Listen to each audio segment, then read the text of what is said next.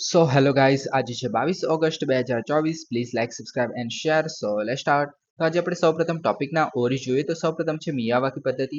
તો મિયાવાકી પદ્ધતિ જે છે અત્યારે છત્તીસગઢ વન વિભાગ છે એના દ્વારા સ્ટાર્ટ કરવામાં આવી છે એના વિસ્તારોમાં. તો એના વિશે પણ જોઈશું અને મિયાવાકી પદ્ધતિ કેવી રીતે કામ કરે છે તો તેના વિશે પણ વાત કરશું. ત્યારબાદ છે શિવલુચ જ્વાળામુખી. તો આ જ્વાળામુખી જે રશિયામાં જોવા મળ્યું છે કામચટકા પેનિન્સ્યુલામાં. ઓકે, તો એ જે છે ક્યાં આવેલું છે અને એના વિશે પણ વાત કરશું. ત્યારબાદ અને આપણે જે પેસિફિક રિંગ ઓફ ફાયર છે તો એના વિશે પણ વાત કરશું. ત્યારબાદ છે તીસ્તા 5 હાઇડ્રો પાવર સ્ટેશન. તો આ જે છે સિક્કમમાં એક ગણકોટ જિલ્લો છે ત્યાં જે આ નદી આપણે તીસ્તા નદી છે તો તેના પર જે ભૂસ્ખલન જોવા મળેલું એને કારણે જે બિલ્ડિંગો પડી ગયેલી તો એના કારણે ન્યૂઝમાં છે તો તેના વિશે વાત કરશું. ત્યારબાદ છે પોલેન્ડ. તો ભારતના જે વડાપ્રધાન છે એ પોલેન્ડનું આપણે વિઝિટ કરવાના છે 45 વર્ષ પછી, તો એના માટે ન્યૂઝમાં છે તો એના વિશે વાત કરશું. ત્યારબાદ voice of global south summit જે આપણા 3G સમિટ કરવામાં આવેલી ભારત દ્વારા. ઓકે, તો એ જે છે અત્યારે ન્યૂઝમાં છે તો તેના વિશે વાત કરશું. ત્યારબાદ છે ડાર્ક પેટર્ન. તો આ જે આપણે એડવર્ટાઇઝમેન્ટ કંપનીઝ અને જે એપ્લિકેશન જોવા મળે છે આપણે એપ જે કહીએ છીએ મોબાઈલની, તો એમાં જે અલગ અલગ જે ટેક્ટિક્સ યુઝ કરવામાં આવે છે આ કંપનીઓ દ્વારા જેથી જે ગ્રાહકોને એ કેવી રીતે અસર કરે છે તો તેના વિશે વાત કરશું. ત્યારબાદ છે રસીથી વ્યુત્પન્ન જે પોલિયો વાયરસ છે તો એને કારણે એક રોગ જેવું જોવા મળ્યું છે તો તેના વિશે વાત કરશું. ઓકે, પોલિયોની જે રસી છે એની કારણે અસર જોવા મળી છે તો તેની વાત કરશું. ત્યારબાદ છે ધીમા લોરીસ. તો આ જે છે આપણે આસામના જે જિલ્લો છે ત્યાં જોવા મળ્યો છે તો તેના વિશે વાત કરશું કેમ કે એક નવી પ્રજાતિ ધ્યાનમાં આવી છે. ત્યારબાદ આપણે મંગળ પર જે પ્રવાહી પાણી છે એની શોધનો એક આપણે પુરાવો મળે છે તો તેના વિશે વાત કરશું અને આજનો લેક્ચર છે એ કન્ક્લુડ કરશું. So please like, subscribe and share જો તમને ટોપિક ઇન્ટરેસ્ટિંગ લાગતા હોય. ઓકે, તો આપણો સૌપ્રથમ ટોપિક છે મિયાવાકી પદ્ધતિ. તો છત્તીસગઢ વન વિભાગે તાજેતરમાં મહેન્દ્રગઢ, ચીરમીરી, ભરતપુર જે જિલ્લો છે એમાં મિયાવાકી પદ્ધતિનો ઉપયોગ કરીને રોપાઓ રોપીને વન મહોત્સવ કાર્યક્રમનું આયોજન કર્યું હતું. તો આપણે મિયાવાકી પદ્ધતિ વિશે જોઈએ તો એક ટેકનિક છે જે જંગલો ઉગાડવા માટે પ્રકૃતિને પુનઃસ્થાપિત કરવા માટેની એક રીત છે જે જાપાનીઝ જે વનસ્પતિ શાસ્ત્રી અકીરા મિયાવાકી હતી એમના દ્વારા બનાવવામાં આવી હતી. તો આ વ્યક્તિ વિશે યાદ રાખો, અકીરા મિયાવાકી દ્વારા એ મિયાવાકી પદ્ધતિ અપનાવવામાં આવેલી. ઓકે, વિકાસ કરવામાં આવેલો એનો અને એ જે છે જાપાનીઝ હતા. ઓકે, હવે તેમનો મુખ્ય ધ્યેય જે છે માત્ર 10 વર્ષના ગાળામાં ગાઢ જંગલો ઉગાડીને નાની જગ્યામાં વધુ લીલો વિસ્તારો બનાવવાનો હતો જેના સામાન્ય રીતે 100 વર્ષ સુધી લાગી શકે છે. એટલે કે એમને 100 વર્ષનું કામ આપણે 10 વર્ષમાં કેવી રીતે કરી શકાય એના માટે એક પદ્ધતિ વિકસાવી જેનું નામ છે આપણી મિયાવાકી પદ્ધતિ. ઓકે, હવે મિયાવાકી પદ્ધતિ જે છે એક વિવિધ વુડલેન્ડ્સ ઇકોસિસ્ટમ બનાવવા પર ધ્યાન કેન્દ્રિત કરે છે જ્યાં પહેલા કોઈ પણ જે વૃક્ષો અસ્તિત્વમાં ન હતા તેવી જગ્યા પર. ઓકે, અને આ જે છે ઝડપી સ્વટકાઉ જંગલો સ્થાપિત કરવા માટે કુદરતી પ્રક્રિયાઓનું જ અનુકરણ કરે છે. તો આ ખાસ યાદ રાખો, આ જે છે કુદરતી પ્રક્રિયાઓનું અનુકરણ કરે છે. ઓકે, જે છે આપણે કૃત્રિમ વસ્તુનો મોસ્ટલી યુઝ નથી કરતા. ઓકે, આપણે કુદરતી પ્રક્રિયાઓનું જ અનુકરણ કરવાનું છે આની અંદર. ઓકે, જે આપણે 100 વર્ષમાં થાય છે કુદરતી પ્રક્રિયા અને 10 વર્ષના ગાળામાં કેવી રીતે કરી શકાય તે ધ્યાન કરવાનું છે. ઓકે, હવે દરેક ચોરસ મીટરની અંદર 2 થી 4 પ્રકારના દેશી વૃક્ષો વાવવામાં આવે છે. ઓકે, અને ગાઢ વાવેતર જે છે ઝડપી વૃદ્ધિને પ્રોત્સાહન આપે છે કારણ કે રોપાઓ જે છે સૂર્યપ્રકાશ માટે સ્પર્ધા કરતા હોય છે. ઓકે, એટલે કે આપણે જો મતલબ એક ગાઢ જગ્યા વધારે વૃક્ષો વાવી દઈએ તો સૂર્યપ્રકાશ માટે એકબીજા સાથે સ્પર્ધા કરશે, એના ચક્કરમાં ઝડપીથી વિકાસ પામશે. ઓકે, તો આ જે છે મિયાવાકી પદ્ધતિનો એક હેતુ છે. ઓકે, હવે આપણે મિયાવાકી પદ્ધતિ વિશે વાત કરીએ તો એમાં શું કરવામાં આવે છે કે નર્સરીમાં પહેલા તો બીજ વાવવામાં અંકુરિત કરવામાં આવે છે અને 2 થી 3 પાંદડા એના પર આવે ત્યાર પછી એને એક રોપાઓમાં એટલે કે જે પોટ્સ જોવા મળે છે તો એની અંદર આ રોપા છે એ ટ્રાન્સફર કરવામાં આવે છે. ઓકે, અને આ જે પોટ્સ છે એટલે કે જે આપણે કુંડા કહીએ છીએ તો એની અંદર જે મૂળિયા ફૂલ મતલબ જે કુંડું છે એ મૂળિયાથી પૂર ના ભરાઈ જાય. ઓકે, ભરપૂર ના થઈ જાય મૂળથી, તો ત્યાં સુધી એની અંદર રાખવામાં આવે છે. ત્યારબાદ એને 1-2 મહિના પછી જે 60% કરતા ઓછો પ્રકાશ મળે એટલે કે પહેલા 100% પ્રકાશ મળતો હતો એની જગ્યાએ હવે 60% પ્રકાશ મળે, સોરી 40% જેટલો પ્રકાશ મળે એટલું જ આપણે એને મતલબ 40% જેટલો પ્રકાશ મળે એવી રીતે એને રાખવાનો છે. એટલે કે જાળી નીચે એને ઢાંકી દેવામાં આવે છે જેથી એને પ્રકાશ ઓછો મળે. ઓકે, ત્યાર પછી એને 1-2 મહિના માટે ફરીથી 40% કરતા પણ ઓછો પ્રકાશ મળે એટલે કે 30%ની આસપાસ પ્રકાશ મળે. ઓકે, તો તેની હેઠળ રાખવામાં આવે છે. સોરી 40% પહેલા 40% મળતો હતો પણ હવે 40% કરતા થોડો વધારે મળશે તો એ રીતે 1-2 મહિના પછી. ઓકે, તો એના હેઠળ ખેતી કરવામાં આવે છે. ઓકે, ત્યારબાદ એને હાલના જે જંગલો જોવા મળે છે એટલે કુદરતી વાતાવરણ પ્રોવાઈડ કરવામાં આવે છે. જે અત્યારે જંગલોમાં જે વાતાવરણ જોવા મળે છે તે જ જંગલમાં એને મૂકવામાં આવે છે અને આ જે છે 1 થી 1 અઠવાડિયા અથવા તો 1 મહિના સુધી હોઈ શકે છે. ઓકે, ત્યારબાદ એને જ્યાં જગ્યા પર આપણે સ્થાપિત કરવાનું જ્યાં જંગલ બનાવવાનું છે ત્યાં એને રોપી દેવામાં આવે છે અને 2 થી 3 વર્ષ સુધી એની જાળવણી કરવામાં આવે છે અને ત્યારબાદ એને એના હાલ પર છોડી દેવામાં આવે છે. ઓકે, અને એમાં કહેવામાં આવે છે કે જે 2 થી 3 વર્ષ પછી એને મતલબ જે 2-3 વર્ષ એની જાળવણી કરવામાં આવે છે ત્યારબાદ એને કહેવામાં આવે છે કે કોઈ પણ વ્યવસ્થા નથી એ જ શ્રેષ્ઠ વ્યવસ્થા. ઓકે, એટલે કે જે છોડ માટે કોઈ વ્યવસ્થા નથી કરવામાં આવી, મતલબ એને પાણી ક્યારે આપવાનું એવી જે મતલબ એવી બધી વ્યવસ્થા નથી કરવામાં આવી તો એ જે છે એ એની માટેની શ્રેષ્ઠ વ્યવસ્થા છે. ઓકે, અને ત્યારબાદ આ મતલબ વૃક્ષો જે છે મોટા થઈને ઉષ્ણકટિબંધીય જંગલમાં પરિણમે છે. ઓકે, તો આ રીતે જે છે એક મિયાવાકી પદ્ધતિ કામ કરે છે. ઓકે, 10 વર્ષમાં. ઓકે, હવે આ જે આપણે પ્રજાતિઓમાં જોઈએ કે કઈ વૃક્ષોની પ્રજાતિ યુઝ થાય છે આની અંદર તો એ જે છે સ્થાનિક પ્રજાતિઓનો જ ઉપયોગ કરે છે એટલે એટલે કે જ્યાં આપણે જે સિટીમાં આપણે રહેતા હોય તો તે જ સિટીમાં ધારો કે લીમડો પીપળો એવા બધા મતલબ વૃક્ષો મળી રહેતા હોય તો ઓકે, તો એવા જ વૃક્ષોનો આપણે ફરીથી ઉપયોગ કરવાનો છે આ પદ્ધતિમાં. ઓકે, અને એ જે છે સ્થાનિક આબોહવાથી પરિસ્થિતિઓથી ધ્યાનમાં લઈને ઓકે, એટલે કે સ્થાનિક જે કુદરતી વાતાવરણ કેવું છે તેમાં થતા હોય છે જે લીમડો છે પીપળો છે એવું બધું. ઓકે, તો એને કારણે જે છે એ વૃક્ષોનો આપણે ઉપયોગ કરીએ તો એ ફટાફટ ઉગી શકે. ઓકે, પસંદગી જે છે પોટેન્શિયલ નેચરલ વેજીટેશન છે એના સિદ્ધાંત પર આધારિત છે. ઓકે, અને માનવ હસ્તક્ષેપ વિના ત્યાં શું ઉગે છે તેના પર આધાર નથી. ઓકે, એટલે કે જે માનવ હસ્તક્ષેપ આની અંદર ઓછો હોય છે. ઓકે, આની અંદર પોટેન્શિયલ નેચરલ વેજીટેશન એટલે કે એની જાતે જે ઉગતા હોય છે તેના પર ધ્યાન આપવામાં આવે છે. ઓકે, આની અંદર સ્થાયિત્વ ઓકે, એટલે કે જે પદ્ધતિનો ઉપયોગ કરવામાં આવે છે જે વાવેલા વૃક્ષો છે એ સ્વનિર્ભર બને છે અને 3 વર્ષમાં તેમની સંપૂર્ણ ઊંચાઈ સુધી પહોંચે છે. એટલે કે જે આપણે એને સ્વનિર્ભર છોડી દેવામાં આવે છે 2 વર્ષ પછી કે 3 વર્ષ પછી. ઓકે, તો એને કારણે જે છે આ ફટાફટ ઉગે છે. ઓકે, હવે મિયાવાકી જંગલો છે એ 10 ગણી ઝડપથી વધે છે, 30 ગણા વધુ ગીચ હોય છે અને 100 ગણી વધી જૈવ વિવિધતા પણ જોવા મળે છે. ઓકે, આની અંદર બાયોડાયવર્સિટી પણ જોવા મળે છે 100 ગણી. ઓકે, જે નોર્મલ જંગલોમાં જોવા મળે એના કરતા પણ. ઓકે, આની અંદર લાભો જોઈએ તો મિયાવાકી જંગલો છે ઝડપીથી સ્થાપિત થાય છે. ઓકે, પહેલા તો ઝડપી બની જાય છે 10 વર્ષની અંદર. ઓકે, પછી શરૂઆતના જે 2-3 વર્ષ પછી તેમને ન્યૂનતમ જાળવણીની જરૂર પડે છે કેમ કે આપણે એના એકદમ પોતાના હાલ પર છોડી દેવામાં આવે છે. ઓકે, પછી જંગલો નાના પ્લોટમાં પણ રચી શકાય છે જે 3 ચોરસ મીટર હોય એટલા નાના વિસ્તારમાં પણ આ જંગલો બનાવી શકાય છે. ઓકે, હવે જે હવે લક્ષ્યો જોઈએ આની અંદર તો સ્થાનિક વનસ્પતિ અને પ્રાણીઓ જે છે એની વિવિધતામાં વધારી કરી શકાય છે. પછી વૃક્ષો અને જમીન છે એમાં કાર્બનનો સંગ્રહ કરી શકાય છે. શહેરી વિસ્તારમાં જે લીલી જગ્યાઓ છે એને પ્રોત્સાહન આપી શકાય છે. આપણે બાગો જોવા મળે છે તો એવી રીતે આ જંગલો પણ બનાવી શકીએ છીએ. ઓકે, વૃક્ષો જે છે કુદરતી હવા ફિલ્ટર કરે છે જે શહેરની આપણે પ્રદૂષિત હવા છે એને આપણે ઓછું કરી શકીએ છીએ. એક રીતે ભૂગર્ભ જળના સ્તરને જાળવવામાં પણ મદદ કરે છે કેમ કે આપણે જે જોઈએ છે કે કોન્ક્રીટાઇઝેશન થઈ ગયું છે કે મોસ્ટલી જે સિટી છે એમાં કોન્ક્રીટ જોવા મળતું હોય છે. તો એને કારણે જે આપણે જો જંગલ મતલબ ગાર્ડનની જગ્યાએ આપણે જો જંગલો પણ બનાવી દઈએ તો ત્યાં એક રીતે આપણે જે ભૂગર્ભ જળ છે એ પણ આપણે વોટર ટેબલ છે એ પણ ઉપર લાવી શકીએ છીએ. ઓકે, આબોહવા સ્થિતિસ્થાપકતા જોઈએ તો મિયાવાકી જંગલો છે ઝડપથી આબોહવા સ્થિતિસ્થાપકતાનું નિર્માણ કરે છે અને શહેર માટે એક સક્ષમ ઉકેલો પ્રદાન કરે છે. આપણે શહેરની જે આપણે હીટ ડોમ જોવા મળે છે કે જે સિટીની આસપાસ જે આપણે મતલબ ગરમીનું એક ચાદર જેવું રચાઈ જાય છે તો તેને હીટ ડોમ કહેવામાં આવે છે. ઓકે, જો આપણે કોન્ટિનેન્ટ એટલે કે જે આપણે સમુદ્રની નજીક સિટી ના હોય તો મોસ્ટલી આપણને જોવા જ મળે છે. ઓકે, તો ત્યાં જે આપણે આ જે ગરમી થાય છે તો એને પણ આપણે એક રીતે મેન્ટેન કરવાનું કામ કરી શકાય છે. ઓકે, જેમ કે આપણું અમદાવાદ જોઈ લો. ઓકે, પછી અસરકારક છે કે એ જે છે કુદરતી પુનઃવનીકરણ સિદ્ધાંતનું પાલન કરે છે અને વૃક્ષોનો ઉપયોગ કરે છે જે કુદરતી વન પુનઃ પ્રક્રિયાને નકલ કરે છે. એટલે કે આપણે જે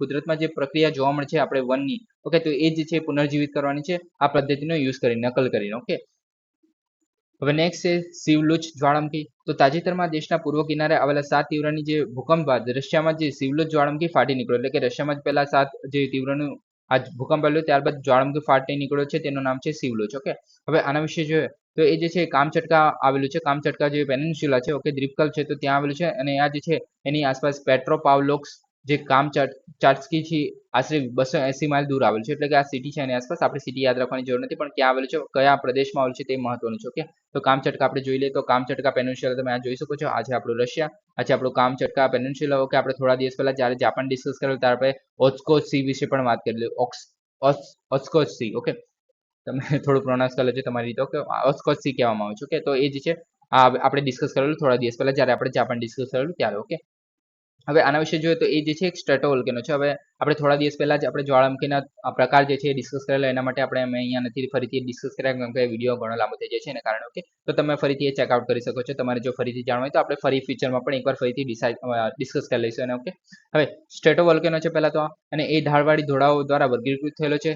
ઘન રાખ સખત લાવા અને જ્વાળામુખી ખડકોમાં વૈકલ્પિક સ્તરોથી બનેલા હોય છે. ઓકે, કામચટકા જે છે સૌથી નાના જ્વાળામુખીમાંનો એક તરીકે વર્તે છે. ઓકે, અને એ જે છે 3283 મીટર સુધી ઊંચો છે. ઓકે, હવે છેલ્લા 10,000 વર્ષોમાં અંદાજિત 60 વખત એ નોંધપાત્ર રીતે વિસ્ફોટ જોવા મળેલ છે આની અંદર અને સૌથી સક્રિય જ્વાળામુખીમાંનો એક છે. ઓકે, હવે જ્વાળામુખી જે છે ઓગસ્ટ 1999 થી સતત રીતે ફાટી રહ્યો છે અને ક્યારેક 2007 જેવું મતલબ શક્તિશાળી વિસ્ફોટ પણ જોવા મળે છે. ઓકે, આની અંદર હવે કામચટકા વિશે તો આપણે જોઈ લીધું છે. હવે કામચટકા વાળો વિસ્તાર તમને ખબર હોય કે આ બેરિંગ સી છે. ઓકે, તો આપણે ઈસ્ટ સાર્બિયન તો આપણને ખબર છે કે આપણો જે આપણે નોર્થ પોલ છે. ઓકે, તો જે બરફ પીગળી રહ્યો છે એને કારણે જે મતલબ બીજા બધા એવું કે છે આપણે ગ્રીન મતલબ આપણે ગ્લોબલ વોર્મિંગ થઈ રહ્યું છે. ઓકે, તો એવી બધી વાત કરે છે. ઓકે, તો મતલબ રશિયાને એક રીતે ફાયદો છે કેમ કે એની પાસે ફક્ત એક જ જે નોર્થ સી જોવા મળે છે તો ત્યાં જ એનો એક પોર્ટ છે. ઓકે, તો એને કારણે જે આપણે જે બરફ પીગળી રહ્યો છે તો જે રશિયા છે એ આપણો જે ચેન્નઈ વાલ્દિસ વોસ્કો જે રૂટ છે. ઓકે, જે આપણે પેસિફિક ઓશનમાંથી થઈને જાય છે. ઓકે, જે પહેલા જે જાપાન એટલે રશિયામાં જોઈન કરવાનું છે અને ત્યારબાદ આપણે આ જે સી છે રૂટ છે તે પણ આપણે ક્રિએટ કરી રહ્યું છે. ઓકે, રશિયા તો આ રીતે એક મતલબ પ્લાન છે રશિયાનો કે આપણે અત્યારે હાલમાં તો આપણે આ યુઝ કરીએ છીએ જે INSTA છે આપણે international north south transport corridor બનાવેલ છે યુરોપ જોડે ઓકે રશિયા જોડે પણ ઓકે તો આ જે છે ઓકે પણ આપણે મોસ્ટલી જે છે આપણે રેડ સી થઈને પછી આપણે જે મેડિટેરિયન સી થઈને પછી આપણે યુરોપ પહોંચીએ છીએ ઓકે તો આપણે આ જે રશિયા છે એની સાથે જોઈન કરવા માટે આપણે મોસ્ટલી આ જ રૂટનો યુઝ કરીએ છીએ ઓકે તો એના અલ્ટરનેટિવ તરીકે આ જે નોર્થ સી વાળો જે રૂટ છે ઓકે નોર્ધન સી રૂટ જે છે રશિયા માટે મતલબ નવા ટ્રેડ રૂટ્સ તરીકે કામ કરશે ઓકે એવું કહેવામાં આવે છે ઓકે હવે આ તો બધાને ખબર છે કે રશિયા જે છે એ આપણે જે યુનાઇટેડ સ્ટેટ છે ઓકે તો એને આપણે અહીંયા મતલબ જોઈન્ટ જ થાય છે ઓલમોસ્ટ 200-300 કિલોમીટર દૂર છે વધારે નથી ઓકે જે આપણે ઇન્ટરનેશનલ ડેટ લાઇન છે તે પણ અહીંયાથી પસાર થાય છે ઓકે આ તો બધાને ખબર છે અને આપણે અલાસ્કા જે છે યુએસએ નો પ્રદેશ છે તો રશિયાને આપણે યુએસએ છે એકબીજાનું ઓલમોસ્ટ બાજુમાં કહી શકાય ઓકે આ છે આપણો ઓસ્કો સી ઓકે જે અહીંયા આપણે સી ઓફ જાપાન છે ઓકે આપણે જાપાનની વાત કરીએ ત્યારે તમને ખબર હોય છે કે આપણે આ જોવા મળેલો અને અહીંયા પણ આપણે આઇસલેન્ડ વચ્ચે જોવા મળે છે અને જે આપણે જે કામચટકા જે પેનિન્સ્યુલા છે તો એને જે આપણે કુરીલ આઇલેન્ડ છે ઓકે તો એ પણ એક કન્ટિન્યુઅસ બનાવે છે અને પછી જાપાન પણ એનો હિસ્સો માનવામાં આવે છે એવી રીતે માનવામાં આવે છે ઓકે તો આ જે છે આખું આપણે આ જીઓગ્રાફી જોઈ લીધી આની ઓકે હવે કામચટકા દ્વીપકલ્પ વિશે જોઈએ તો એ જે છે પૂર્વ રશિયામાં ઓસ્કોટ જે સમુદ્ર છે પશ્ચિમમાં છે ઓકે પેસિફિક મહાસાગર જે અને બેરિંગ સમુદ્ર છે એ પૂર્વમાં આવેલું છે કે તમે જોઈ શકો છો આપણો બેરિંગ સમુદ્ર છે આપણો ઓસ્કો સી થઈ ગયો ઓકે પછી આ કામચટકા પેનિન્સ્યુલા છે એમાં વોલ્કેનો પણ જોવા મળે છે બીજા બધા ઓકે અને આ છે આપણે કુરીલ્સ આઇલેન્ડ ઓકે અને આગળ આપણું જાપાન આવશે ઓકે જાપાનને જોઈન કરે છે એક રીતે ઓકે હવે આ જે છે જીઓથર્મલ પ્રવૃત્તિના વિશ્વના સૌથી વધુ કેન્દ્રિત વિસ્તારોમાંનો એક છે લગભગ 30 જેટલા સક્રિય જ્વાળામુખી જોવા મળે છે કેમ કે બધાને ખબર છે કે આપણે રિંગ ઓફ ફાયર જોવા મળે છે કોઈ પેસિફિક રિંગ ઓફ ફાયર હોય તો તમને ખબર જ હશે કે આપણું જે આપણે જ્વાળામુખી અહીંયા આપણો આ જે કામચટકા પેનિન્સ્યુલા અહીંયા આવેલું છે ઓકે તો આજે આપણે રિંગ ઓફ ફાયર છે એના વિશે પણ વાત કરશું ઓકે થોડી વારમાં પહેલા આપણે આ ડિસ્કસ કરી લઈએ પહેલા આને બતાવી દઈએ ઓકે તો એ જે છે ઉત્તર દક્ષિણમાં લગભગ 1200 કિલોમીટર સુધી લંબાવેલું છે અને લગભગ 480 કિલોમીટર જેટલો પહોળો છે ઓકે આપણે આ ડાયમેન્શન યાદ રાખવાની જરૂર નથી અને વૈશ્વિક સ્તરે સૌથી મોટો દ્વીપકલ્પમાંનું એક બનાવે છે આપણે યાદ રાખવાની જરૂર નથી ઓકે ખાલી ક્યાં આવેલું છે તો કે કામચટકા પેનિન્સ્યુલામાં છે ઓકે આ જ્વાળામુખી આપણે શું નામ છે એનું સિવલુજ ઓકે જે નામ છે ઓકે તેના વિશે યાદ રાખો ઓકે આબોહવા ગંભીર છે એમાં લાંબી ઠંડી બર્ફીલી શિયાળો અને ભીના ઠંડા ઉનાળો જોવા મળે છે પેટ્રોપાવલોસ જે કામચાત્સ્કી જે છે એ રાજધાની છે એની અને કુરીલ ટાપુ જોવા મળે છે આપણે જોયા કુરીલ ટાપુ ઓકે એના વિશે પણ વાત કરી લીધી છે ઓકે હવે આપણે પેસિફિક રિંગ ઓફ ફાયર વિશે જોઈએ તો એ જે છે એ પેસિફિક મહાસાગરમાં જોવા મળે છે સેંકડો જ્વાળામુખી ધરતીકંપના સ્થળોને કારણે જોવા મળે છે ઓકે હવે અર્ધવર્તુળ અથવા તો ઘોડાની નાળ જેવો બનાવે છે અને આટલો લાંબો છે ઓકે હવે એ જે છે ધ રિંગ ઓફ ફાયર જે છે અસંખ્ય ટેક્ટોનિક પ્લેટ્સ જોવા મળે છે ઓકે એના મીટિંગ પોઈન્ટ્સ તરીકે વર્તે છે આપણે બધાને ખબર છે કે જેમ કે પેસિફિક પ્લેટ છે પછી યુરેશિયન પ્લેટ છે ઓકે નોર્થ અમેરિકન પ્લેટ છે તો આવી બધી પ્લેટો છે જેમ કે આપણે યુરેશિયન પ્લેટ છે તો એની નીચે જે પેસિફિક રિંગ પ્લેટ છે ઓકે તો એ જે છે આની યુરેશિયન પ્લેટ છે એને નીચે જાય છે તો એને કારણે જે જ્વાળામુખી બહાર આવે છે ઓકે એક ટેક્ટોનિક પ્લેટ છે ઓકે તો એ જેમ મતલબ એને કારણે આપણે જ્વાળામુખી જોવા મળે છે ઓકે પછી આપણે અહીંયા થોડા દિવસ પહેલા આપણે મરિયાના ટ્રેન્ચ વિશે પણ વાત કરી ઓકે જ્યારે આપણે જાપાન ડિસ્કસ કરેલો ઓકે તો આ રીતે જોવા મળે છે ઓકે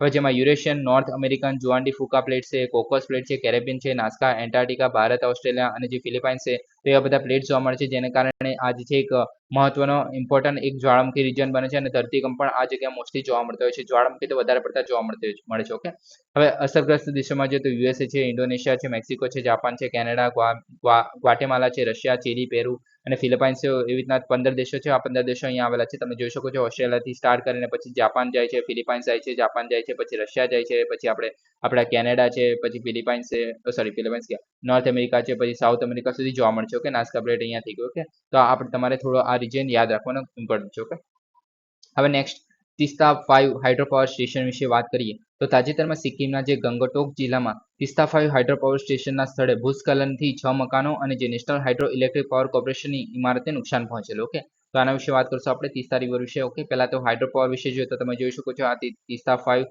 ઓકે જે સિક્કિમમાં આવેલું છે આપણે તિસ્તા રિવર ઓકે તો ગંગટોક જિલ્લો જે સિક્કિમમાં છે ભારતમાં સ્થિત છે ઓકે 510 મેગાવોટના run of river hydro power project છે આપણે ખાલી યાદ રાખવું કે હાઇડ્રો મતલબ તિસ્તા 5 જે નામ પરથી ખબર પડે છે કે તિસ્તા નદી પર હશે ઓકે હવે સિક્કિમમાં આવેલું છે યાદ રાખો ઓકે હવે આ જે છે ગ્રેવિટી ડેમ છે ઓકે ડેમ જે છે રોજિંદા પાવર પીકિંગ અને નિયમનકારી જળાશય ધરાવે છે 2008માં વ્યાપારી કામગીરી એની શરૂ કરવામાં આવેલી અને આ જે છે national hydro electric power corporation છે એની માલિકી ધરાવે છે ઓકે તો તેના હેઠળ આ જે છે ઓકે હવે તિસ્તા નદી વિશે વાત કરીએ તો આ ઇમ્પોર્ટન્ટ છે ઓકે આ નદી તો સિક્કિમ પશ્ચિમ બંગાળમાં જે જોવા મળે છે ઓકે અને રંગપુર બાંગ્લાદેશમાંથી થઈને એક ટ્રાન્સ હિમાલય નદી છે ઓકે આ જે છે બ્રહ્મપુત્ર નદીની ઉપનદી છે ઓકે હવે આપણે જોઈ શકાય છે આ તે તિસ્તા નદી ઓકે બ્રહ્મપુત્ર આવ્યું ઓકે અહીંયા ને આપણે જે ચાઇનામાં છે ને યારલાંગ સામ્પો તરીકે ઓળખવામાં આવે છે ઓકે આગળ જોઈએ તો સિક્કિમ અને પશ્ચિમ બંગાળ વચ્ચે સરહદ બનાવે છે જે તીસ્તા નદી છે. ઓકે, તમે જોઈ શકો છો આ પશ્ચિમ બંગાળ અને જે સિક્કિમ છે એની વચ્ચે આપણે બનાવે છે સરહદ. ઓકે, હવે સિક્કિમમાં જે ચુંગથાંગ પાસે ઉદ્ભવે છે. ઓકે, દક્ષિણ તરફ વહે છે અને દાર્જિલિંગ જે પશ્ચિમ બંગાળમાં છે એની પૂર્વમાં શિવાલિકની ટેકરીઓમાંથી પસાર થાય છે. ઓકે,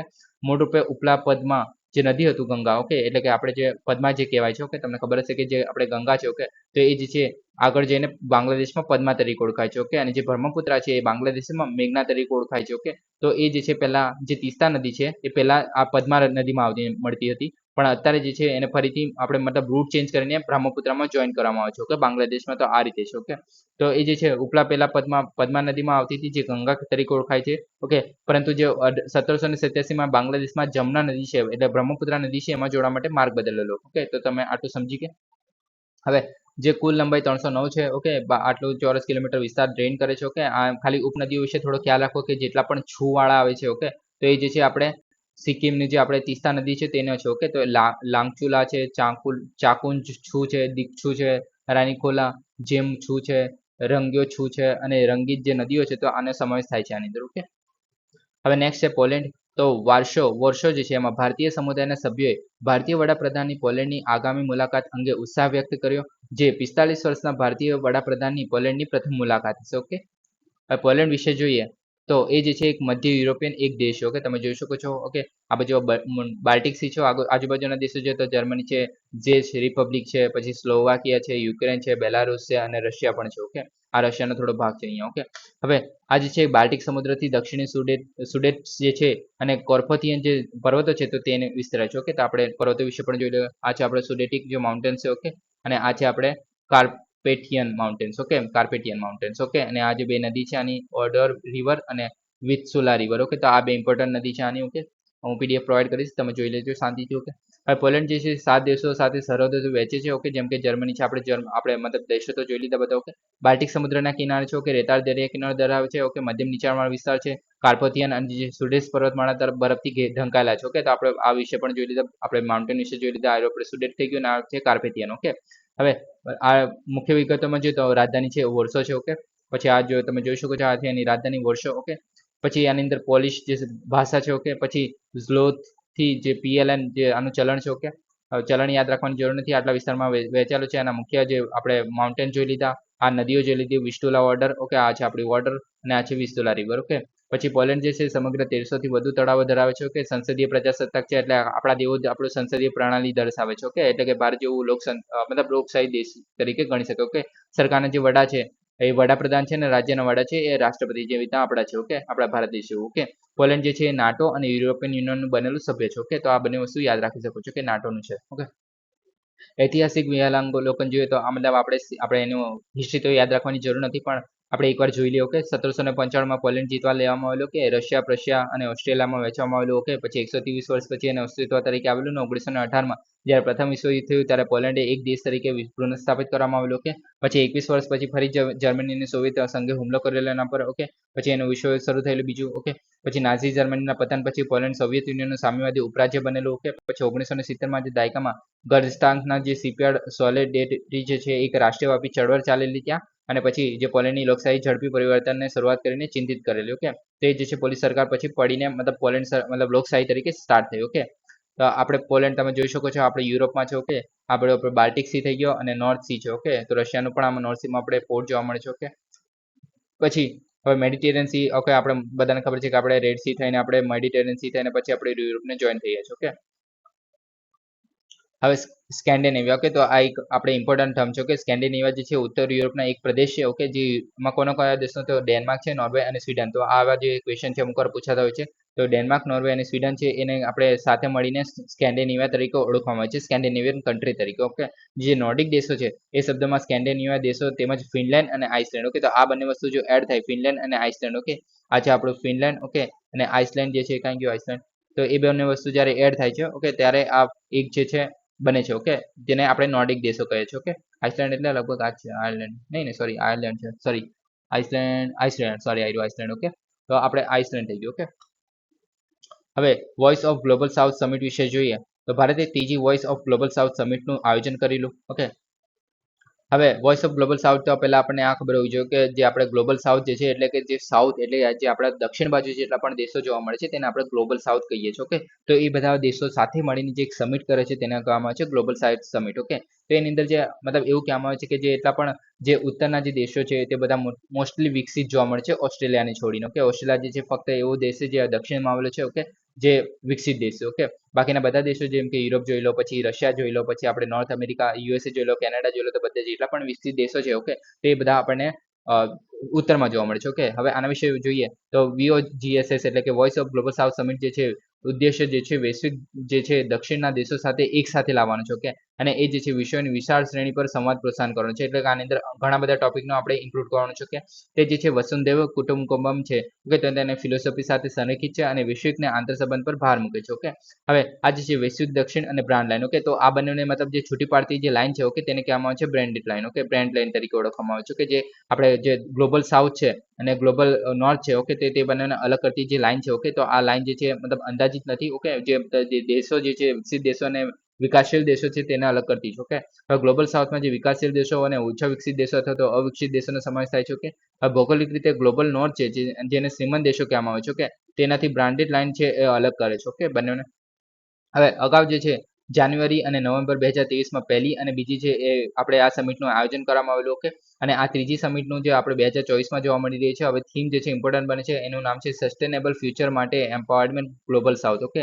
તો આ થીમનું નામ યાદ રાખજો, થીમ ચોક્કસ યાદ રાખજો. ઓકે, વર્ચ્યુઅલ મિટિંગ જે છે 123 દેશોના પ્રતિનિધિઓનો વર્ચ્યુઅલ રીતે ભાગ લીધો હતો. એની અંદર ચીન અને પાકિસ્તાન છે એને આમંત્રિત નતા કરવામાં આવ્યા. ઓકે, વૈશ્વિક વિકાસ કોમ્પેક્ટ છે જે ડેવલપમેન્ટ ફાઇનાન્સમાં દેવા સંબંધિત જે ચિંતાઓ છે એને દૂર કરવાનું કાર્ય કરે છે. ફોકસ ક્ષેત્રમાં જોઈએ તો વેપાર છે, ટકાઉ વૃદ્ધિ છે, ટેકનોલોજી શેરિંગ છે, તો એનો બધાનો સમાવેશ થાય છે. જેમાં આપણે અત્યારે જોયેલું કે વિષયો જે છે એમાં વિશાળ વિષયોનો સમાવેશ થાય છે. ઓકે, તો એની અંદર આ બધા વિષયો છે અને બીજા પણ હોઈ શકે છે. કે ભારતમાં વેપાર પ્રમોશન માટે 2.5 મિલિયન વિશેષ ભંડોળ છે અને વેપાર નીતિમાં તાલીમ માટે 1 મિલિયનનું ભંડોળ પણ સ્થાપશે. ઓકે, આગળ જોઈએ તો ગ્લોબલ સાઉથનો સામનો કરવા માટે વૈશ્વિક પડકારો છે જેમ કે અપ્રચલિત જે વૈશ્વિક શાસન અને જે નાણાકીય સંસ્થાઓ જોવા મળે છે. પછી ઉત્તર અને દક્ષિણ વચ્ચે જે ટેકનોલોજીની અસમાનતા જોવા મળે છે. કેમ કે અમેરિકા જે છે વિકસિત દેશ છે તો એની પાસે ટેકનોલોજી પણ સારી એવી જોવા મળે છે. કે આપણે બાયોડાયવર્સિટી કન્વેન્શન એવું બધું તો કરવામાં આવે છે, પણ જે જ્યારે ટેકનોલોજીનું આપણે આદાન પ્રદાન કરવાનું આવે છે, જ્યારે આપણે બાયોડાયવર્સિટીની જે આપણે કોઈ નવું વસ્તુ શોધવામાં આવી હોય તો એના માટેનું કન્વેન્શન છે જેમ કે બાયોડાયવર્સિટી કન્વેન્શન. ઓકે, તો એ જે છે જ્યારે મતલબ ઇન્ફોર્મેશન શેરિંગમાં આવે છે ત્યારે નથી કરવામાં આવતું. ઓકે, મોસ્ટલી આતંકવાદ, ઉગ્રવાદ અને અલગતાવાદ સતત જોખમો જોવા મળે છે આપણા જે ગ્લોબલ સાઉથ છે એની અંદર. ઓકે, ગ્લોબલ સાઉથ માટે ભારતની હિમાયત જોઈએ તો સોશિયલ ઇમ્પેક્ટ ફંડ છે જે ભારતે ગ્લોબલ સાઉથ માટે ડિજિટલ પબ્લિક ઇન્ફ્રાસ્ટ્રક્ચરને વેગ આપવા માટે 25 મિલિયન ડોલરનું વચન આપે છે. ઓકે, પછી global south young development forum છે જે શિક્ષણ અને ક્ષમતા નિર્માણને પ્રોત્સાહન આપવા માટે શરૂ કરવામાં આવ્યું છે. ઓકે, પછી G20માં આફ્રિકન યુનિયન જે આપણે ખબર છે કે જે G20ની મિટિંગ થયેલી જેમાં આફ્રિકન યુનિયનને કાયમી સભ્ય તરીકે સામેલ કરવાની હિમાયત કરેલી ભારતે. ઓકે, પછી આરોગ્ય મૈત્રી વિઝન છે જે આફ્રિકન અને જે પેસિફિક ટાપુ છે જેમાં જન ઔષધિ કેન્દ્રો જેવી જે એક પહેલ સ્ટાર્ટ કરવામાં આવે છે જેથી આરોગ્ય સુરક્ષા અને ભારતનું મિશન મતલબ આરોગ્ય સુરક્ષા પ્રદાન કરી શકાય આવું ભારતનું મિશન છે. ઓકે, નેક્સ્ટ છે ડાર્ક પેટર્ન. તો એડવર્ટાઇઝિંગ સ્ટાન્ડર્ડ કાઉન્સિલ ઓફ ઇન્ડિયાએ પેરેલલ અને એક પ્રોડક્ટ ડિઝાઇન સ્ટુડિયો સહયોગથી તાજેતરના જે અગ્રણી ભારતીય એપ્લિકેશનમાં ભ્રામક પેટર્નની વ્યાપ પર ધ્યાન કેન્દ્રિત કરતો એક અહેવાલ બહાર પાડેલો. ઓકે, આ એક અહેવાલ બહાર પાડેલો છે. ઓકે, આ અભ્યાસમાં આમાંના જે મોટાભાગની જે એપ્સ છે એમાં એકથી વધુ જે ભ્રામક શ્યામ પેટર્ન્સ એટલે કે ડાર્ક પેટર્ન જે જોવા મળે છે તેનો ઉપયોગને પ્રકાશિત કરે છે. ઓકે, તેના માટેનો અહેવાલ છે. ઓકે, હવે આ કેવી રીતે, પહેલા તો ડાર્ક પેટર્ન એટલે શું છે. ઓકે, તો એ જે છે એક અનૈતિક ડિઝાઇન છે જેનો ઉપયોગ જે છે ઈરાદાપૂર્વક વેબસાઇટ મુલાકાતીઓને અસ્પષ્ટ કરવા માટે, ગેરમાર્ગે દોરવા માટે, બળજબરી અથવા તો છેતરવા માટે યુઝ કરવામાં આવે છે. ઓકે, હવે તેમાં જે છે જ્ઞાનાત્મક પૂર્વગ્રહો અને વર્તણૂકની વૃત્તિઓનું શોષણ કરે છે અને ઘણીવાર પ્લેટફોર્મ અથવા તો વ્યવસાયોને તેના અમલ કરતા લાભ થાય છે. ઓકે, એટલે કે આપણે જ્યારે કે કોઈ વેબસાઇટ વિઝિટ કરીએ છીએ. ઓકે, અને ત્યાં જે આપણી સાથે મતલબ એક રીતે જબરજસ્તી કોઈ વસ્તુ કરવામાં આવે છે. ઓકે, જેમ કે આપણે ઘણીવાર કોઈ વેબસાઇટ વિઝિટ કરીએ છીએ ત્યારે એવું કહેવામાં આવે છે કે કુકીઝ જે છે એક્સેપ્ટ કરો. ઓકે, તો એ કુકીઝ જે છે એ તમારું જે એક રીતે ઓફલાઈન જે છે એ વેબ પેજ ડાઉનલોડ થઈ ગયું. ઓકે, તો જ્યારે આપણે ફરીથી જો એ વેબસાઇટ પર આપણે વિઝિટ કરશું તે ફટાફટ એ ખુલી જશે. ઓકે, એક રીતે તો એના ડેટા જે છે એક રીતે આપણા ફોનમાં સેવ થતા હોય છે. ઓકે, તો તેની રીતે આપણે આવી રીતે મતલબ આપણે નથી જોતી, કુકી નથી સેવ કરી તો પણ આપણે જબરજસ્તી અમુક વાર સેવ કરવી પડે છે. ઓકે, તો એ રીતે. ઓકે, તો એને ડાર્ક પેટર્ન કહેવામાં આવે છે. કે ડાર્ક પેટર્નના ઉદાહરણ જોઈએ તો એમેઝોન છે, જેમ કે એમેઝોન છે એ પ્રાઇમ સબસ્ક્રિપ્શન આપે છે. ઓકે, તો બધાને ખબર છે. તો પ્રાઇમ સબસ્ક્રિપ્શન આપણે ફટાફટ લઈ શકીએ છીએ, એકદમ ઇઝીલી આપણે લઈ તો શકીએ છીએ, પણ જ્યારે એને આપણે રદ કરવાનું, એટલે કે જ્યારે આપણે પ્રાઇમ સબસ્ક્રિપ્શન છોડી દેવું હોય, ઓકે, ત્યારે જે છે એ ગૂંચવણ ભરી અને બહુ પગલાં રદ કરવાની એક પ્રક્રિયા આપે છે. ઓકે, જે એના માટે યુરોપમાં વિવાદ પણ થયેલો. એટલે ઓકે, મતલબ કે આપણે એક રીતે જોઈન થવું બહુ ઇઝી છે, પણ જ્યારે આપણે એને ડિલીટ કરવું હોય અથવા તો એ વસ્તુમાંથી આપણે નીકળી જવું હોય, ત્યારે એને આપણે મતલબ એક જગ્યાથી બીજી જગ્યા લઈ જાય, બીજી જગ્યાથી ત્રીજી જગ્યા લઈ જાય, એવી રીતે આપણે ગૂંચવણ કરે છે. ઓકે, તેથી આપણે એનાથી નીકળી ના શકીએ ઇઝીલી. ઓકે, તેના માટે. ઓકે, પછી લિંક્ડઇન છે, જે તમને ખબર હશે કે જોબ પ્રોફાઇલ આપણે બનાવતા હોઈએ છીએ, કે મોસ્ટલી તો એના જે વપરાશકર્તાઓ જે છે આ વિકલ્પને અક્ષમ કરવા માટે એક જટિલ પ્રક્રિયા સાથે પ્રભાવકો પાસે જે અણગમતા અને પ્રાયોજિત જે સંદેશો છે એ પણ મેળવે છે. ઓકે, પછી ડાર્ક પેટર્નના પ્રકાર જોઈએ તો ગોપનીયતા ઝકરિંગ. ઓકે, તો માર્ક ઝકરબર્ગના નામ પરથી આપવામાં આવ્યું છે. તે વપરાશકર્તાઓને હેતુ કરતા વધુ માહિતી શેર કરવા માટે યુક્તિ કરે છે. એટલે કે જે મતલબ આપણે જે પર્સનલ ડેટા છે, ઓકે, તે વધારે પડતા માંગે છે. ઓકે, પછી બાઇડ એન્ડ સ્વિચ છે, જે મફત ઉત્પાદકોની જાહેરાત કરે છે, પરંતુ કિંમતના વિકલ્પો વધુ રજૂ કરે છે. એટલે કે આપણે જ્યારે મતલબ જ્યારે આપણે ઉપર જઈએ છીએ, ઓકે, ત્યાર પછી મતલબ ઉપર એક મતલબ પ્રાઇસ જે છે વધતી જાય છે એ રીતે. ઓકે, કન્ફર્મ સેમિંગ જોઈએ તો જે વપરાશકર્તાઓ છે એ કાર્ય કરવા માટે શરમનો ઉપયોગ કરે છે. દાખલા તરીકે ન્યૂઝલેટર, સાઇન્સ અપ. ઓકે, ખોટી દિશામાં જોઈએ એટલે કે વિકલ્પો છુપાવે છે, જેમ કે આપણે વપરાશકર્તાઓ પહેલા તો ઇન્સ્ટોલેશન કે પછી ફોર્મ સબમિશન કરવા કે ત્યાર પછી અસંબંધિત જે ક્રિયાઓ છે એના તરફ દોરી જાય છે. એટલે કે મતલબ એક વસ્તુ આપણે જોઈ છે, આપણે ઘણીવાર જોઈએ છે કે જ્યારે આપણે એક વેબસાઇટ પર જોઈએ છે, ત્યારે એક જગ્યાએ ક્લિક કરતા આપણે બીજી કોઈ વેબસાઇટ પર લઈ જાય. ઓકે, તો આ રીતે મતલબ ભ્રામક વસ્તુઓનો યુઝ કરવામાં આવે છે. ઓકે, ત્યારબાદ ભારતમાં નિયમન જોઈએ તો 2023માં જે આપણે ઉપભોક્તા બાબતો વિભાગે જે ડાર્ક પેટર્ન છે એનો સામનો કરવા માટે માર્ગદર્શિકા પર જાહેર ટિપ્પણી માંગી હતી. ઓકે, એક advertisement standard council of India છે, જેનો હેતુ છે એ ડિજિટલ એડવર્ટાઇઝિંગમાં ડાર્ક પેટર્નની ચિંતાઓને દૂર કરવાનો છે. ઓકે, હવે advertising standard council of India છે, એના દ્વારા તાજેતરમાં અભ્યાસમાં ઘણી અગ્રણી જે ભારતીય એપ્લિકેશન છે એના દ્વારા ઉપયોગમાં લેતી જે ભ્રામક પેટર્ન છે એના પર પ્રકાશ પાડે છે. ઓકે, તો હવે કઈ ભ્રામક પેટર્ન છે તેના વિશે વાત કરશું આપણે. ઓકે, તેમાં જે સૌપ્રથમ છે ઇન્ટરફેસ હસ્તક્ષેપ. ઓકે, તો પહેલા તો અન્યને મિશ્રિત કરતી વખતે જે વિશિષ્ટ સ્ક્રીન વિભાગને પ્રકાશિત કરવામાં આવે છે. એપ્સ જે છે વિરોધાભાસી રંગોનો ઉપયોગ કરે છે, એટલે કે રંગોનો ઉપયોગ કરીને પણ ગ્રાહકોને આપણે મેનિપ્યુલેટ કરી શકાય છે. કે વપરાશકર્તાઓને હાઇલાઇટ કરેલી પસંદગી તરફ અદ્ભુત રીતે નિર્દેશ કરે છે. કે મતલબ આપણે કોઈ વેબસાઇટ પર આપણે મૂવી પણ ડાઉનલોડ કરતા હોય છે, ત્યારે આપણે ડાઉનલોડના 5-6 ઓપ્શન જોવા મળી જશે, તમે જોયા હશે તો વેબસાઇટ પરથી તમે મૂવી ડાઉનલોડ કરી શકો, તમને બધાને ખબર હશે. ઓકે, 45% વધુ ભારતીય એપ્લિકેશનો જે છે ભ્રામક પેટર્ન દર્શાવે છે. ઓકે, પછી સેમિંગની પુષ્ટિ કરે છે, જેમ કે અપરાધ અથવા તો સામાજિક દબાણનો ઉપયોગ કરે છે. ઓકે, જેમ કે પર્સનલ ડેટા લઈ લે પછી મતલબ એનો યુઝ કરી શકે છે. પછી ઉદાહરણ તરીકે જે હમણાં અપગ્રેડ કરો, એટલે કે ધારો કે તમે ક્રોમ જ્યારે કોઈ યુઝ કરતા હોય તો અમુક વેબસાઇટ પર જાઓ ત્યારે એવું કહેશે કે ભાઈ અત્યારે જ અપગ્રેડ કરો, અત્યારે નવું વર્ઝન આવી ગયું છે, મને બધું સ્માર્ટ સોફ્ટવેર નથી જોઈતું, એવી રીતે મતલબ તમારી સામે જે નોટિફિકેશન આવે છે. ઓકે, તો એ જે છે એક રીતે ઓફર કરતી જે એપ હોય છે, તો એ જે છે મતલબ એક રીતે સેમિંગ કરે છે કે તમારી પાસે સારું વર્ઝન નથી એ રીતે. ઓકે, તો એ જે છે અપગ્રેડ ન કરવા બદલ વપરાશકર્તાઓને દોષિત લાગે તેવી હેતુ હોય છે આનો. ઓકે, તો આ રીતે અલગ અલગ પેટર્ન જોવા મળે છે. ઓકે, પછી બાસ્કેટ સ્કિનિંગ જોવા મળે છે, એટલે કે અનિચ્છનીય વસ્તુ જોવા મળે છે, જેમ કે સખાવતી દાન, એટલે કે જે વપરાશકર્તાના શોપિંગ કાર્ટમાં સ્પષ્ટ સંમતિ વિના ઉમેરવામાં આવે છે. કે ધારો કે તમે ફ્લિપકાર્ટ પરથી જ્યારે લો છો, ઓકે, અથવા તો જ્યારે ઝોમેટો પરથી જ્યારે ઓર્ડર મંગાવો છો, ત્યારે પણ એવું કહેવામાં આવે છે કે જ્યારે તમે ₹10 ડોનેટ કરી દો, અથવા તો ફ્લિપકાર્ટમાં પણ જોવા મળે છે કે જ્યારે તમે મોબાઈલ લો છો તો તેની સાથે 1-2 હજારની જે ગેરંટી આવતી હોય તે પણ સાથે જોડી દેવામાં આવે છે. અને જ્યાં સુધી તમે સક્રિયપણે એને દૂર ના કરી દો, ઓકે, તો ત્યાર પછી એ દૂર કરી શકાય છે. એટલે કે તમારે જો મતલબ પેમેન્ટ કરી દો તો તમારી પાસે આવી જ ગયું છે, તમને ના જોઈતી હતી તો પણ. ઓકે, તો તમારે ધ્યાન રાખવું પડે કે એ તમારી કાર્ટમાં એડ નથી થઈ ગયું એ રીતે. ઓકે, તો આ રીતે મતલબ જે કરવામાં આવે છે તેને કહેવામાં આવે છે બાસ્કેટ સ્નીકિંગ. ઓકે, પછી આવે છે અન્ય ભ્રામક દાખલાઓમાં જોઈએ તો ગોપનીયતાની છેતરપિંડી કરવામાં છે, અજાણતા હેતુ કરતા વધુ વ્યક્તિગત ડેટા શેર માંગે છે. પછી ડીપ પ્રાઇસિંગ જોવા મળે છે, એટલે કે ધારો કે કોઈ આપણે ફ્લિપકાર્ટ પર જોયું, ઓકે, ધારો કે એ જે છે ₹200 મળે છે. ઓકે, જેમ આપણે બાસ્કેટમાં નાખ્યું પછી આપણે જોઈએ છે કે ₹250 થઈ ગયું, તો કેમ કે ડિલિવરીનો ચાર્જ આવી ગયો અથવા તો બીજી કોઈ વસ્તુ થઈ ગઈ. આપણે બીજી જે કપડાઓની મોસ્ટલી જે એપ્લિકેશન જોવા મળે છે, નામ ભૂલી ગયું મેં એપનું, તો એમાં મોસ્ટલી આ વસ્તુ જોવા મળતી હોય છે. કે પછી સબસ્ક્રિપ્શન ટ્રેપ જોવા મળે છે. કે વપરાશકર્તા છે પ્રતિબદ્ધતાને સંપૂર્ણપણે સમજ્યા વિના રિકરિંગ સેવા માટે સબસ્ક્રાઇબ કરે છે. ઓકે, જેમ કે પ્રાઇમ થઈ ગયું. ઓકે, તો એ રીતે મહત્વ અને ભલામણ જોઈએ તો એપ જે ઇન્ટરફેસ છે અજાણતા સમાવેશ થવાથી બચવા માટે માર્કેટર્સ અને પેટર્ન્સની વાફેક હોવા જરૂરી છે, જે લોકો છે તે. ઓકે, પછી ડિજિટલ ઇન્ટરફેસ ધરાવતી જે બ્રાન્ડ છે એની અંદર જે માર્ગદર્શિકા છે એ સીઆઈની. ઓકે, તો એના હેઠળ ગ્રાહકો બાબતોના વિભાગ છે એની માર્ગદર્શિકાની સમીક્ષા કરવી જોઈએ.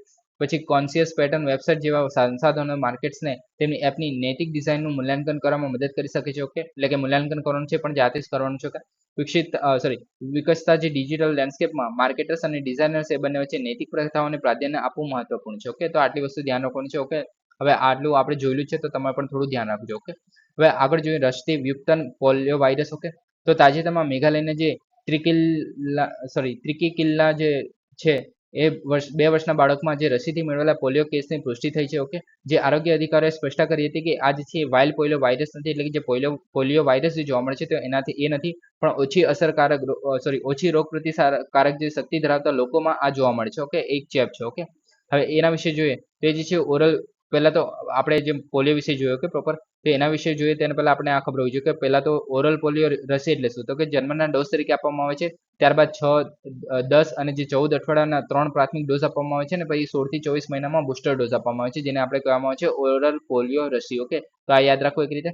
અને ઇન્જેક્ટેબલ પોલિયો રસી જે યુનિવર્સલ ઇમ્યુનાઇઝેશન જે પ્રોગ્રામ ચાલે છે આપણે ઇન્ડિયામાં પણ. ઓકે, તેના હેઠળ ત્રીજા જે ડીપીટી એટલે કે ડિપ્થેરિયા, પર્ટ્યુસિસ અને જે ટીટાનિસ છે. ઓકે, તો એ જે રસી છે એની સાથે વધારાના ડોઝ તરીકે પોલિયોની રસી આપવામાં આવે છે. ઓકે, પછી ભારતની જે પોલિયો મુક્ત સ્થિતિમાં જોઈએ તો 2014માં વર્લ્ડ હેલ્થ ઓર્ગેનાઇઝેશને પોલિયો મુક્ત જાહેર કરેલું ઇન્ડિયાને, પણ 2011માં છેલ્લો જે વાઇલ્ડ પોલિયો વાયરસનો કેસ આવેલો આપણા ઇન્ડિયામાં. ઓકે, તો આ જે પોલિયોનો વાયરસનો કેસ આવે છે તેને કહેવામાં છે વાઇલ્ડ પોલિયો વાયરસ. ઓકે, હવે આપણે આ જે વીડીપીવી વિશે જોઈએ. ઓકે, તો એ જે છે પોલિયો વાયરસનો એક પ્રકાર છે જે ઓરલ પોલિયો રસી આપે છે એનાથી વપરાણમાં તાણમાં ઉદ્ભવે છે. ઓકે, તો આપણે જે સમજી ગયા ઓરલ પોલિયો રસી એટલે શું. ઓકે, તો એ જે છે એ રસી જ્યારે આપણે આપીએ છીએ કોઈ બાળકને, ઓકે, તો એની પાસે જો રોગ પ્રતિકારક શક્તિ ઓછી હોય તેને કારણે જે છે એ તાણ મતલબ શરીરમાં તાણ ઉદ્ભવે છે, એટલે કે તાવ ઉદ્ભવે છે. ઓકે, એક રીતે. ઓકે, તેને કારણે આ જે છે જોવા મળે છે. ઓકે, હવે ઓપીવીમાં જે છે પોલિયો વાયરસનું નબળું સ્વરૂપ હોય છે જે રોગ પ્રતિકારક જે શક્તિ હોય છે એ પ્રતિભાને ઉત્તેજિત કરે છે. એટલે કે જ્યારે આપણે પોલિયોથી બચવું હોય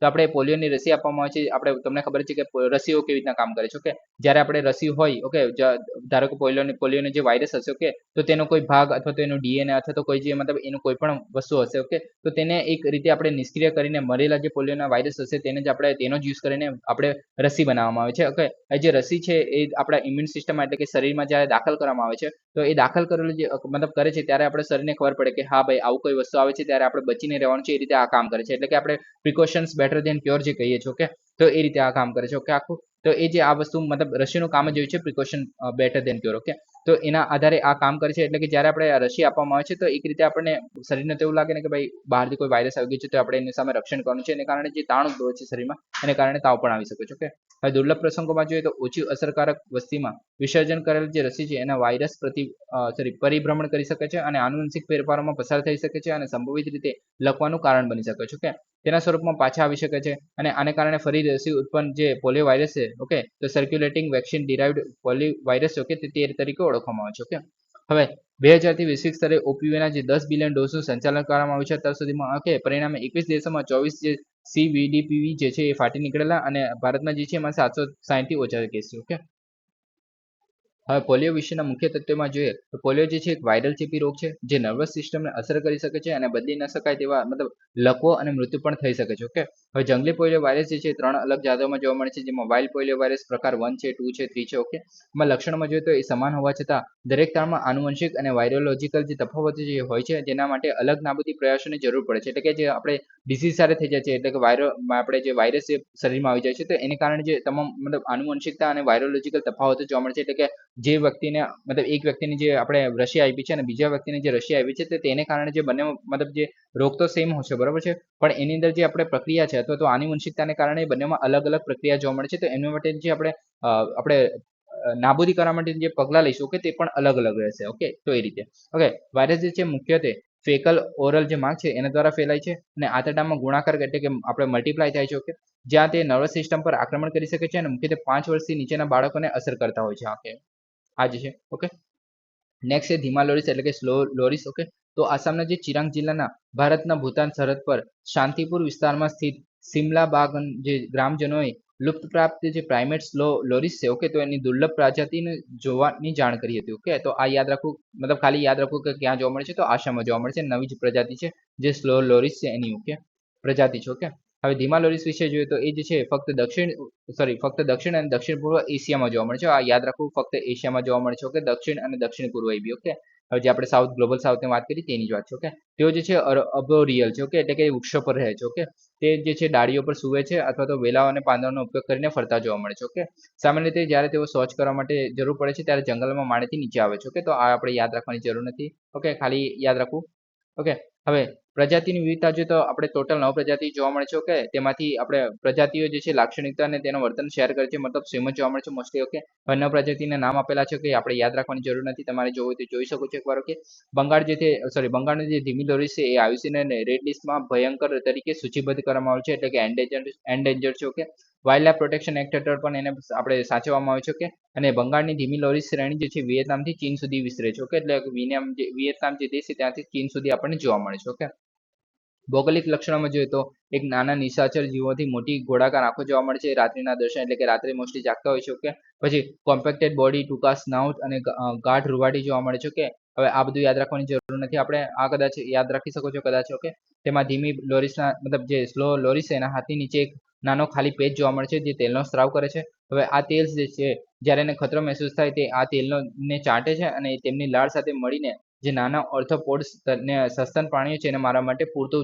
મજબૂત ઝેર બનાવે છે, એટલે કે ઝેર તરીકે આ યુઝ કરી શકે છે પોતાનું જે હાથમાં તેલ ઉદ્ભવે છે તેનો. ઓકે, શિકારી અને અનુકૂલન જે ધીમી લોરી છે કુશળ શિકારીઓ છે જે નાના કોરડા અસાધારી પ્રાણી છે અને જે મતલબ ધીમી અને ઇરાદાપૂર્વક હિલચાલનો ઉપયોગ કરીને પછી એનો શિકાર કરે છે. ઓકે, પછી એક વિશિષ્ટ ટૂથ કોમ્બ છે. ઓકે, આ બધું યાદ રાખવાની આપણે જરૂર નથી. ઓકે, વર્તમાન અને આહારમાં જોઈએ તો એકાંત અને પ્રાદેશિક પ્રાણી છે, ગતિહીન રહેવાની નોંધપાત્ર ક્ષમતા ધરાવે છે. ઓકે, સર્વભક્ષી તરીકે વિવિધ પ્રકારનો ખોરાક લે છે. ઓકે, નેક્સ્ટ છે મંગળ પર પ્રવાહી પાણીની શોધ.